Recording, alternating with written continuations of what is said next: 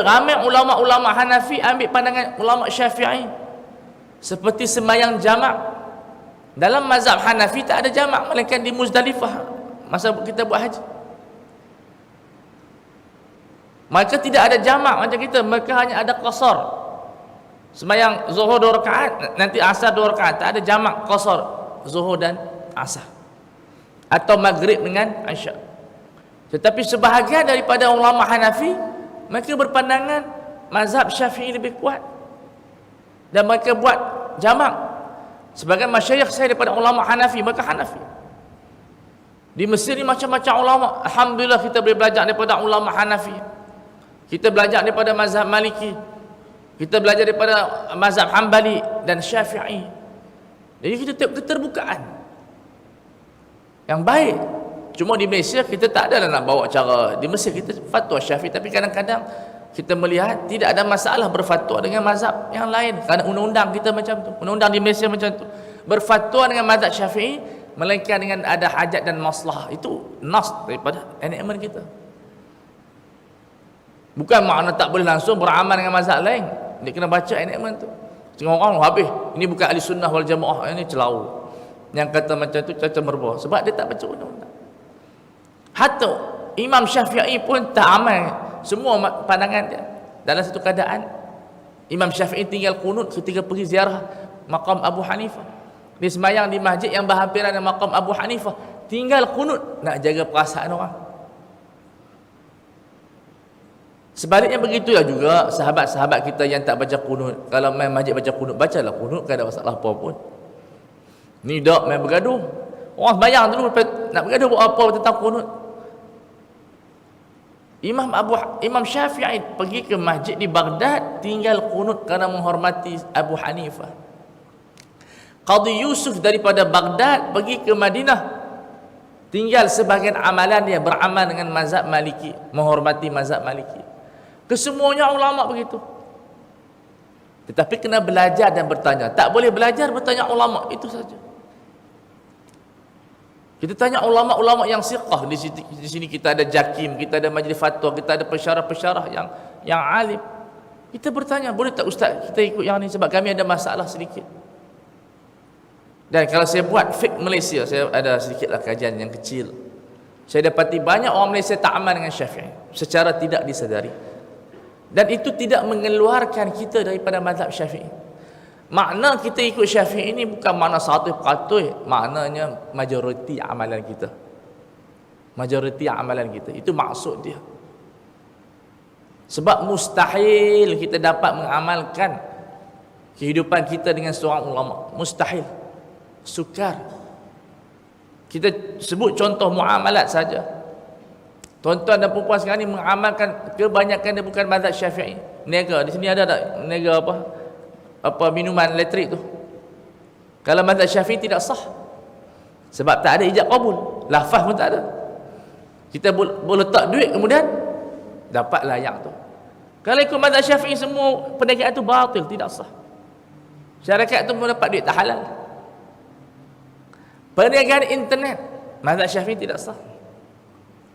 Perniagaan telefon tidak sah. Fax tidak sah. Ini muskilah kita.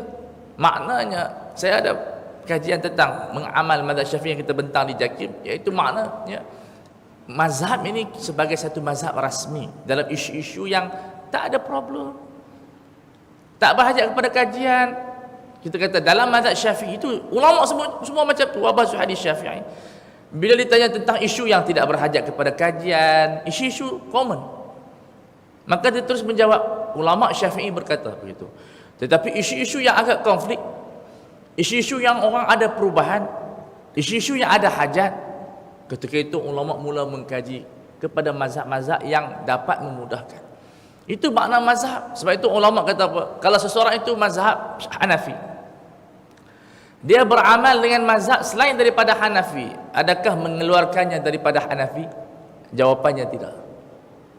Mengamalkan sebahagian mazhab yang lain tidak menafikan kita ni Syafi'i. Saya Syafi'i sebab pembelajaran saya Syafi'i. Sembahyang kita Syafi'i. Tetapi bukan bermakna kita ni sampai tu dia kena ikut satu patut tak. Imam Syafi'i pun tak suruh macam tu. Tetapi yang sekarang berlaku di Malaysia, pergaduhan yang teramat banyak hasil daripada tidak memahami isu khilaf ini. Ulama membuat kajian. Alhamdulillah saya mengajar 4 kitab mazhab bersama kawan-kawan. Dan kita tengok secara semua kitab menyeluruh. Saya baca mazhab Hanafi, kitab Bada'i' Sana'i', itu Imam Kasani. Kemudian kita baca kitab Fathul Aziz, mazhab Syafi'i oleh Imam Rafi'i. Baca Mughni Ibnu Qudamah, mazhab Hanbali. Kemudian kitab Bidayatul Mujtahid dalam mazhab Maliki. Kita dapati semua ulama berhujjah dengan hadis. Tak ada ulama lari daripada hadis. Sebab itu munculnya golongan yang bahaya di sana dinamakan sebagai al-madhabiyah. Golongan tak ada mazhab. Kita bertembung di antara dua golongan yang bermasalah. Golongan yang ta'assub mazhab, golongan tidak ada mazhab. Golongan tak ada mazhab ini, mereka mendakwa mereka ni berpegang kepada Quran dan Sunnah. Soalan mazhab ni tak ada Quran Sunnah. Sedangkan mereka ini sebenarnya mencipta mazhab yang baru. Mazhab ikut dia pula.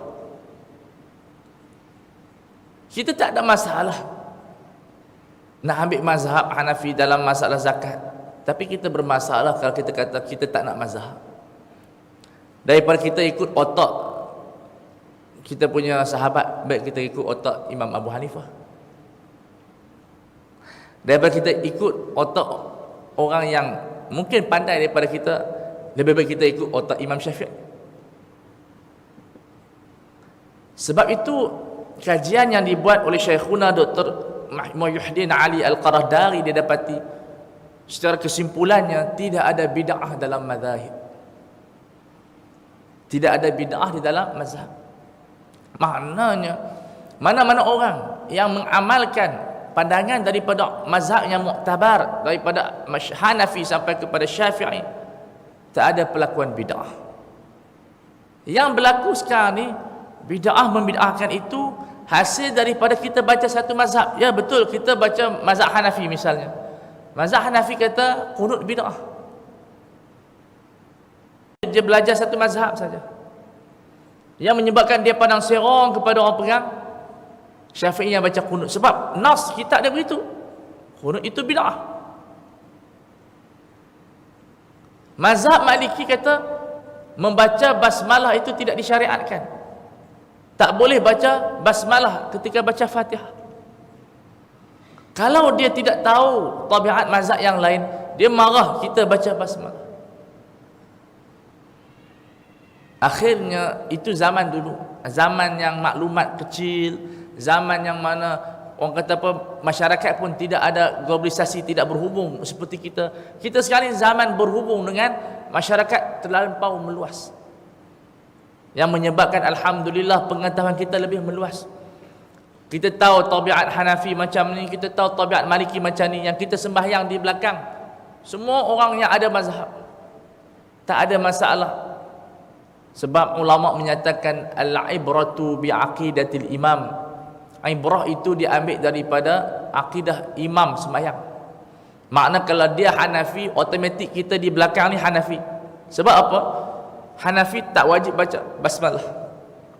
Kalau kita ni masih i'tiqad Syafi'i, ketika itu tak sah sembahyang kita, kerana kita ikut orang yang tak baca basmalah. Begitu juga kalau Hanafi ikut kita. Jadi ulama Syafi'i buat rumusan apa? Dia kata begitulah, kalau kita Syafi'i ikut mazhab Maliki, ketika itu apa yang mazhab Maliki buat kira sah. Kalau tak sembahyang jemaah kita. Dan itulah yang berlaku sejak daripada zaman sahabat sampai sekarang ni. Kita sembahyang alhamdulillah di belakang siapa-siapa. Tak ada kita pergi Masjid Haram, kita pergi Mesir, Mesir tak dengar imam baca basmalah. Saya duduk 10 tahun sana, jarang imam yang baca kuat basmalah. Kalau kuat tu makna kita jemaah dengan orang Melayu, sembahyang raya dan tarawih jemaah bersama orang Melayu. Kalau kita pergi Masjid Mesir, tak dengarlah basmalah. Saya di sana 10 tahun tak pernah baca qunut. Tuan-tuan, ni bukan Wahabi tuan-tuan. Ni mazhab Hanafi. Sebab imam di sana banyak mazhab Hanafi. Tapi kita balik tabiat tu ke bawah. Sebab 10 tahun imam tak baca kunut. Dia baca kunut nazilah masa tu Israel serang Palestin. Waktu sembahyang Jumaat bacalah kunut. Atau tarawih 15 tak akhir. 10 tahun dosa tuan-tuan tak baca kunut. Sampai saya pun malas baca kunut sebab imam tak baca kunut. Tapi bila kita balik Malaysia, kita ikut budaya Malaysia, iaitu mazhab Syafi'i. Kita baca kunut. Nak menunjukkan bahawa kunut ini bukan rukun sembahyang. Sampai kita nak bergaduh. Jadi makna kalau kita pergi ke tempat yang baca kunut, kita baca kunut sebab sabit hadis. Ada hadis daripada Anas bin Malik yang diriwayatkan oleh Nasa'i dan yang lain, yang menunjukkan rahmah. Kalau tuan-tuan pergi Mesir, tak ada zikir selepas sembahyang macam kita. Tak ada doa jemaah. Semua doa sendiri-sendiri. Habis-habis sembahyang tu, seorang berzikir, seorang ke sana, seorang tidur, seorang mencuri. Mencuri pun banyak dalam masjid tu. Yang tu tak ada mazhab. Tuan-tuan kalau pergi Mesir, kasut jangan tinggal dekat luar tu. Hilang. Saya ni di Mesir hilang sampai ke mana? Tidur atas kasut pun hilang. Nak jaga kasut. Tak tahu nak buat macam mana. Cuma tak ikat kat leher, susahlah, tu teruk sangat. Letak sebelah dekat ni, hilang. Kita masa bulan puasa tidur rehat. Nak tunggu pengajian petang malam tu. Tak balik rumah, kita talaki dulu, ada kelas. Atau berkelas tengah hari. Hilang sedia. Yang penting, jangan pakai kasut Malaysia. Harga RM5 pun dia curi. Dia tak boleh tengok kasut orang lain. Beli kasut Mesir, mahal sikit pun dia tak curi. Last sekali teori dia jangan pakai kasut yang lain daripada orang Mesir. Sebab dia payah nak jumpa. Hilang habis. Itu bukan mazhab. Itu memang panggil orang Mesir. Dia suka mencuri. Di Malaysia pun ada. Saya pergi satu masjid tu, sampai hati dia curi kasut penceramah, kasut saya. Mungkin dia nak test. Sebab penceramah kata kena sabar. Dia kata aku nak test tengok. Curi kasut, tengok penceramah marah tak? Kata, curilah kasut orang lain, bukan kasut kita elok pun. Tapi kita tersilap bila letak kawasan ni persedia tu. Keluar-keluar orang curi, tak apa nak buat macam mana. Ada pencuri-pencuri yang masuk masjid dah. Dia sembahyang tapi dia curi. Jadi di Mesir ini subhanallah, dia mengajar macam-macam. Sembahyang macam ni pun ada. Di sini kita jarang tengok Allahu Akbar, dia picekek lihat dia. Sembahyang macam ni. Sebab dia ada dalil dia. Fasalli li rabbika wanhar. Tapi tak ada ulama di sana. Sama ada ulama Syafi'i di Masjid Azhar tu. Dalam kawasan ni ulama Syafi'i mengajar. Saya kadang-kadang dah kita banyak mazhab Syafi'i ikut belajar, nak teringin juga pergi mazhab Hanafi. Kadang-kadang kita tinggal kelas Syafi'i pergi ikut yang Hanafi punya. Nak dengar Hanafi kata apa. Kadang-kadang pergi mazhab Maliki. Mazhab Maliki kami mengaji di kubur. Kubur penulis dia, Maqam Imam Dardir. Jadi kita pergi lepas asar, Syekh Taha mengajak semayang di situ, ziarah maqam, kemudian kita baca kitab. Mana di sana subhanallah mengajar kita erti nilai rahmat. Di Malaysia sebab yang sampai Islam kepada kita melalui ulama-ulama Syafi'i. Tetapi kita buat kajian, bukan semua pandangan daripada ulama-ulama itu sempit. Misalnya kita buat kajian tentang budaya Malaysia puasa niat sebulan Ramadan. Daripada turun temurun kita tengok semua niat puasa sebulan. Orang tua kita pesan, niat puasa sebulan nanti terlupa tak payah qada. Dalam mazhab Syafi'i tak sah niat macam tu. Dalam mazhab Syafi'i kita kena niat tiap-tiap malam. Sebab dia anggap malam itu seperti bagi salam. Assalamualaikum warahmatullahi, makna terputus salat. Jadi malam itu memutuskan niat yang kita niat semalam. Jadi kita kena niat baru malam itu dengan puasa yang baru. Tak boleh dengan niat sebulan. Dan benda itu diamalkan oleh ulama dan rakyat. Sudah turun temurun. Begitu dengan isu-isu ibadat yang lain. Seperti tuan-tuan dan puan-puan pergi ke ibadat haji. Dulu Majlis Muzakarah kata tidak boleh melontar di Jamrah Aqabah itu sebelum zuhur. Sebab mazhab Syafi'i tidak sah kita melontar sebelum zuhur. Tetapi bila kematian banyak, orang ramai, menyebabkan majlis fatwa mengambil pandangan yang paling dhaif, pandangan yang sangat lemah. daripada tabi'in, daripada Ja'far As-Sadiq, daripada Atha ibn Rabah, mengharuskan melontar batu sebelum tergelincir matahari. Itu pendapat yang dhaif, yang tak difatwakan melainkan pada kurun ini. Sebab dulu kita tahu pergi haji tengok gambar pun kosong. Sekarang tu dia ramai, terlampau ramai, yang menyebabkan hatta Arab Saudi pun dah berubah pandangan. Ini yang dikatakan ikhtilafu ummati rahmah. Sebab itu ulama mengajak kita kepada berlapang dada. Siapa yang bermazhab Syafi'i, alhamdulillah kita di Malaysia kita kebanyakan kita Syafi'i, maka kita beramal dengan cara Syafi'i kita. Tak perlulah kita kata misalnya belajar daripada Mesir, balik Jordan, balik Madinah, kita buat main kefahaman yang orang tak faham. Misalnya tuan-tuan perempuan jangan baca doa selepas sembahyang kerana itu bid'ah. Jangan bawa macam tu. Kerana tabiat budaya di Malaysia semua lepas sembahyang kita berzikir. Semua selepas sembahyang kita berdoa kepada Allah. Jadi kalau kita bawa benda yang agak asing daripada masyarakat, itu yang tak jadi rahmah. Rahmahnya makna kita berlapang dada. Saya ada fahaman saya, tuan-tuan ada fahaman tuan-tuan, nak beramal seorang-seorang, tapi bila masuk dalam masjid ikut budaya kita, ikut tabiat yang telah lama orang Islam di sini amalkan.